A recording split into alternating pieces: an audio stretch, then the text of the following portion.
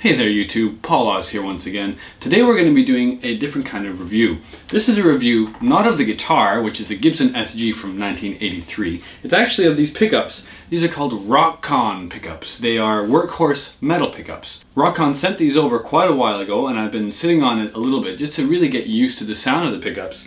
And I ended up replacing what was in this guitar, which was two P90s, the Seymour Duncan Fat Cats. These are definitely big sounding. It makes the Gibson SG sound metal in the first place. And of course, this Gibson is pretty much all mahogany. The fretboard is ebony, it's very bright and snappy, and it's got a good attack to it. I really love the guitar, but the pickups really add a different kind of nuance to them. So I'm going to play a little bit more here with some metal rhythms through my Angle Powerball today actually, and I would like you to really pay attention to how everything breaks up in terms of the chords.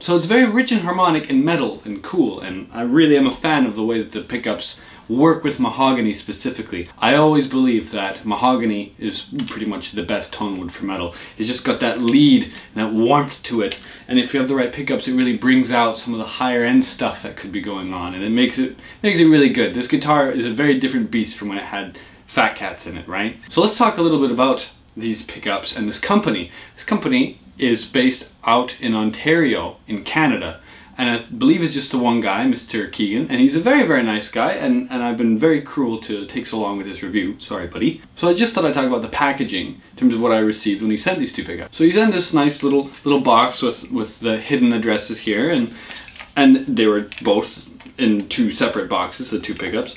And what I found cool was that other than being amazingly well packed, as you can see, incredibly well packed, very foamy, he actually included the spec sheet of the pickup. Now, that doesn't sound like a big deal, but I've received pickups before where goodness knows what kind of magnets used. So for example, this is the bridge pickup, right? Spec sheet, workhorse bridge, humbucker, Alnico 5-bar magnet. 12 screw pole piece, scatter around to 12.5K. Tells you everything. Paraffin potted. Then at the very bottom it tells you that the red is the hot lead, black is the ground, bare is base plate, yada yada yada. Those kinds of small details for a small company make a difference as far as I'm concerned. And I think that the product is actually quite good. So in terms of a workhorse bridge, what would I compare it to? DiMarzios. Big time DiMarzios. I definitely get that vibe above everything else. Not really a Seymour Duncan sound, not to me. There's a certain jangliness to Seymour Duncans that I just don't feel is happening right now. Anyway, to continue on, I'm going to play on the neck pickup here and play some Wheedly Wheedly.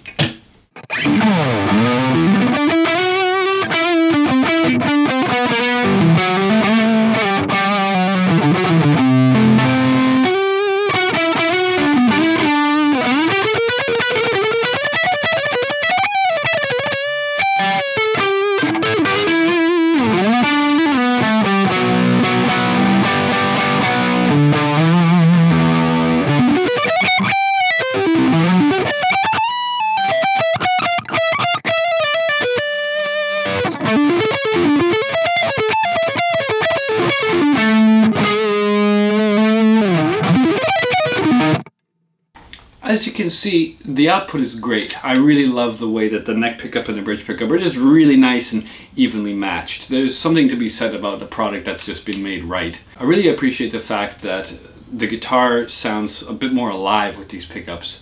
I feel like having a lower output is great and all, but these are definitely metal friggin' pickups at the same time. Now enough of the metal, let's go to a cleaner sound with the Angle, again, Angle Powerball. It's gonna sound good, and take it from there.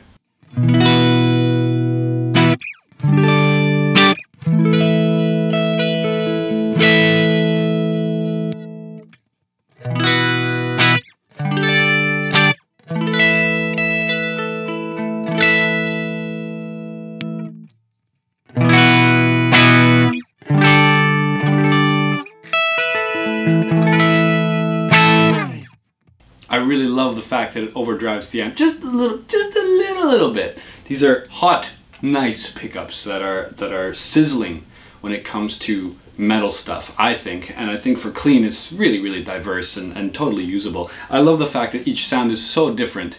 It's the way it should be when you have a three-way toggle switch. The bridge pickup should sound different from the middle and should sound different from the neck. I find that a lot of high output pickups don't really seem to capture that finesse sometimes, so that's cool. It's really cool. I like the sounds that I'm getting, that's for sure. Now let's try the crunch. Come on, this is a Gibson SG after all.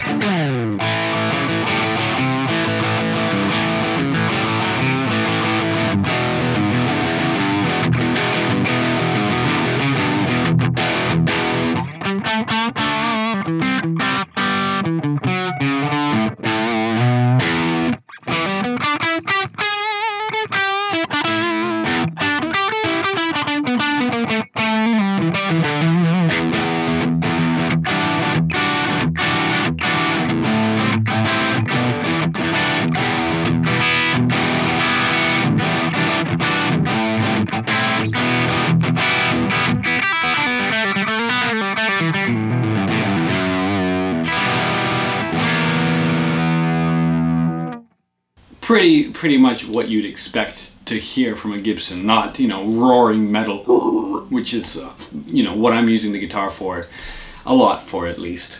So finally, in closing, I'd like to say these pickups are from a young, small company. The guy sent them to me, unbeknownst to him that I was going to take so damn long to do this review. But because I wanted to dig into it, I really wanted to understand how these pickups were special. And I think that they're special in the way that they seem to perform very well with mahogany without sounding overly MIDI and honky. They sound good and open and bright, and there's something warm about them that's reminiscent of DiMarzio, for example. But really, the applications are quite widespread. I mean, I was able to achieve a pretty convincing crunch sound, clean sound, and very much a heavy metal sound, and even a lead sound. So that's all for now. I hope you guys enjoyed this video. There will be some more of this guitar with different pickups in the future, and I'll see you around YouTube. Don't forget to subscribe and like!